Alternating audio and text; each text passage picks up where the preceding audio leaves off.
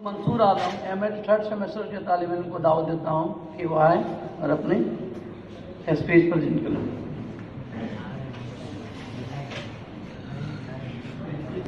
अस्सलाम वालेकुम।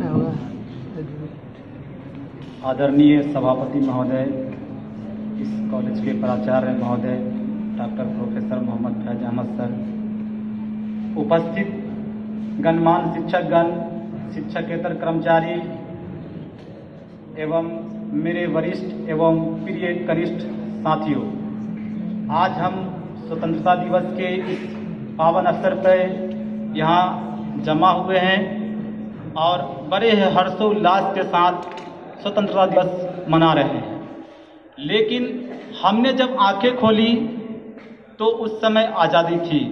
हमने चलना सीखा देश में, उस समय देश स्वतंत्र था। हमने बोलना सीखा, उस समय देश आज़ाद था। हमने सारे क्रियाकलाप किए, उस समय देश आज़ाद था। हमें गुलामी क्या होती है ये पता नहीं है। अगर पूछना है कि आज़ादी क्या होती है तो पूछ लो उन शहीदों से। पूछना है कि स्वतंत्रता क्या होती है तो पूछ लो उन शहीदों से जिनकी लाशों पर चलकर अंग्रेजों ने भारत में लगातार शोषण पर शोषण किया और अपने देश को यहाँ के खजानों से लूट लूट कर माला माल कर लिया।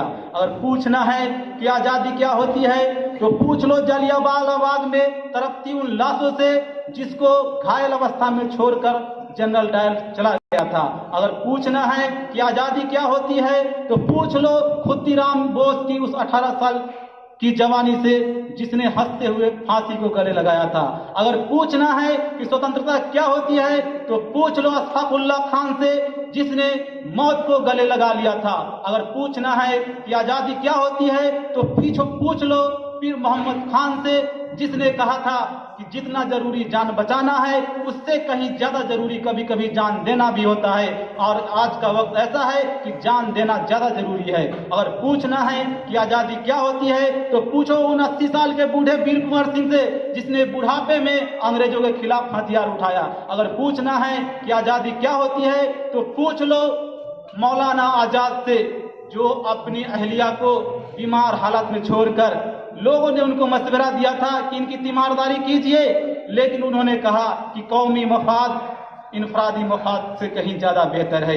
और भारत छोड़ो आंदोलन में बम्बई के आज़ाद मैदान में वो शामिल होने चले गए और वहाँ चंद साथियों के साथ उन्हें गिरफ्तार कर लिया गया, वहाँ उन्हें जेल में बंद कर दिया गया और उसी दरमियान में उनकी अहलिया की मौत भी हो गई। अगर पूछना है आज़ादी क्या होती है तो बड़े ही गौरव फिक्र के साथ, विचार विमर्श के साथ पीछे के इतिहास के पन्नों को पलटना होगा, तब जाके हमें कैसे मिली। लेकिन आज़ादी मिली 15 अगस्त 1947 को भारत आज़ाद हुआ।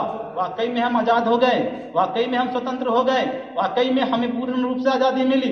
नहीं मिली। हम मानसिक रूप से अभी भी गुलाम हैं, गरीबी में उलझे हुए हैं। हम धर्मनिरपेक्षता की बात करते हैं लेकिन धर्मनिरपेक्षता कहाँ मिल रहा है? हम जाति के बंधनों में उलझे हुए हैं, कभी आरक्षण के मसलों में उलझे हुए हैं, कभी सांप्रदायिकता के मसलों में उलझे हुए हैं और आज़ादी की बात करते हैं, स्वतंत्रता की बात करते हैं। आज हमारे आज़ादी के सामने, आज हमारे स्वतंत्रता के सामने बहुत बड़े बड़े विकराल चुनौतियां मुंह बाए काले नाग की तरह डसने को तैयार है। और वह डसने को तैयार क्यों ना हो? इसलिए हो कि हम बार बार अपने हक की बात करते हैं, हम अपने अधिकार की बात करते हैं। मेरे भाइयों, मेरे सहपाठियों, श्रोतागण, मुझे बहुत ही शर्म के साथ ये कहना पड़ रहा है कि हम भाषण देने आते हैं, बकने आते हैं, वक्ता बन के आते हैं और हम अपने अधिकार की बात करते हैं, हक की बात करते हैं। लेकिन ये हमें मालूम है कि हम में से कितने लोगों को अपने अधिकार के बारे में पता है। हमें ये भी पता नहीं है कि हमारे मौलिक अधिकार क्या है। हमें ये भी पता नहीं है कि हमारे मौलिक कर्तव्य क्या है। आज जो मौलिक कर्तव्य था,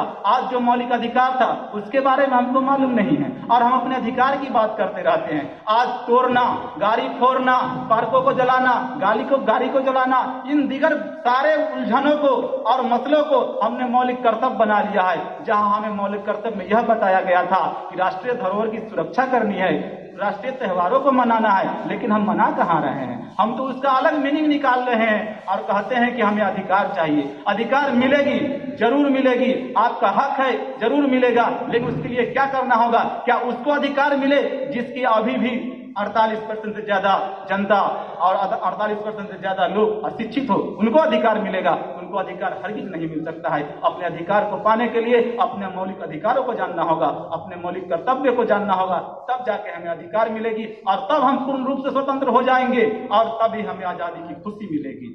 आज हम बड़े बड़े भाषणों में एक जगह इकट्ठा होते हैं, कभी उर्दू की बात करते हैं, कभी अयोध्या की बात करते हैं, कभी इराक की बात करते हैं, कभी अफगानिस्तान की बात करते हैं, कभी अमेरिका की बात करते हैं, लेकिन खुद ही हमें अपने घर की पता नहीं होती है। हम दूसरों का ख्याल रखते हैं, हम दूसरों का खबर रखते हैं, लेकिन अपना कभी ख्याल किया? हमें यह शिकायत रहती है कि हमारे पूर्वजों ने हमें क्या दिया, हमें यह शिकायत रहती है कि हमारे देश ने हमें क्या दिया, हमें यह शिकायत रहती है कि हमारे परिवार वालों ने क्या दिया। लेकिन कभी आपने सोचा, अपने दिल पे हाथ रख के सोचिए कि आपने अपने इस देश को क्या दिया, आपने इस समाज को क्या दिया, आपने इस परिवार को क्या दिया। सोचने पे मजबूर हो जाएंगे कि हमने आपको क्या दिया और आपने हमको क्या दिया, लेकिन कभी सोचने का टाइम नहीं मिलता है। सिर्फ दूसरे की कमी को देखते रहते हैं, दूसरे के खामियों को निकालते रहते हैं, लेकिन अपना सुधार करने का कभी कोशिश किया? नहीं किया। अगर व्यक्ति अपना सुधार कर ले तो संसार का सबसे बड़ा सुधार हो जाएगा और तब हम पूर्ण रूप से स्वतंत्र हो जाएंगे। सिर्फ स्वतंत्रता की बात करने से ही स्वतंत्र नहीं होंगे, हमको हर क्षेत्र में स्वतंत्र होना है, उसके लिए तैयार होना होगा। वक्त ज्यादा नहीं दिया गया है, इसलिए मैं ज्यादा नहीं बोलूंगा। बस मैं थोड़ी सी और बात को आप आगे बढ़ा के और खत्म करते हैं अपनी बात को। आज लोकतंत्र के समक्ष बहुत से चुनौतियां हैं। आज स्वतंत्रता के समक्ष बहुत से चुनौतियां हैं। लोग स्वतंत्र हैं लेकिन चुनौतियों में घिरे हुए हैं। कभी सांप्रदायिकता है, कभी जातिवाद है, कभी धर्मनिरपेक्षता है, कभी असहिष्णुता है, कभी बेरोजगारी है, कभी अशिक्षा है, कभी इतिहास को मिटाने की कोशिश हो रही है, कभी न्यायपालिका का दुरुपयोग हो रहा है, कभी पत्रकारिता का गलत दुरुपयोग हो रहा है। लेकिन क्यों हो रहा है? इसलिए हो रहा है कि हम अशिक्षित है। जब हम शिक्षित हो जाएंगे तब इसका उपयोग जो गलत हो रहा है उसको हम रोक सकेंगे, है ना।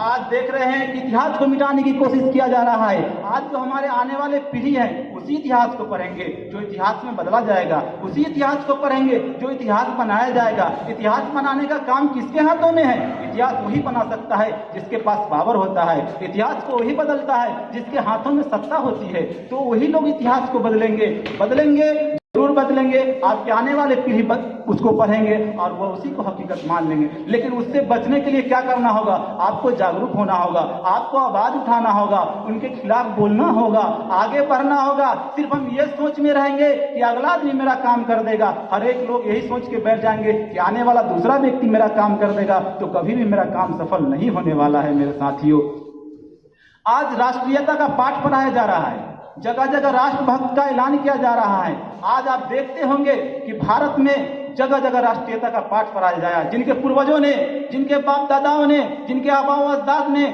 आजादी के लिए एक बूंद पसीना भी इस देश के लिए खर्च नहीं किया, वे लोग आज हमें आजादी की पाठ पढ़ा रहे हैं। ये कमी किसकी है? हमारी कमी है, आपकी कमी है, हमारे आवाम की कमी है, हमारे समाज की कमी है। जब तक हम जागरूक नहीं होंगे, अपने समाज को जागरूक नहीं करेंगे, अपने देश के लिए आगे नहीं बढ़ सकते हैं और उस स्वतंत्रता की कामना भी नहीं कर सकते हैं जिनके लिए हमारे वीरों ने, हमारे उलमाओं ने, हमारे वीर सपूतों ने, कितनी माओं ने, कितनी महिलाओं ने अपनी मांग के सिंदूर तक उजाड़ दिया था, कितने बाप ने अपने बेटे को यतीम बना दिया था। उस स्वतंत्रता की कभी हम कामना नहीं कर सकते हैं। इसलिए मेरे भाइयों, सबसे पहले आपको शिक्षित होना होगा, संगठित होना होगा, आपको अपने अधिकारों के बारे में जानना होगा, अपने कर्तव्यों के बारे में जानना होगा, तब जाके हम पूर्ण रूप से अपनी आज़ादी की कामना कर सकते हैं। Thank you. शुक्रिया बहुत बहुत। अब इसके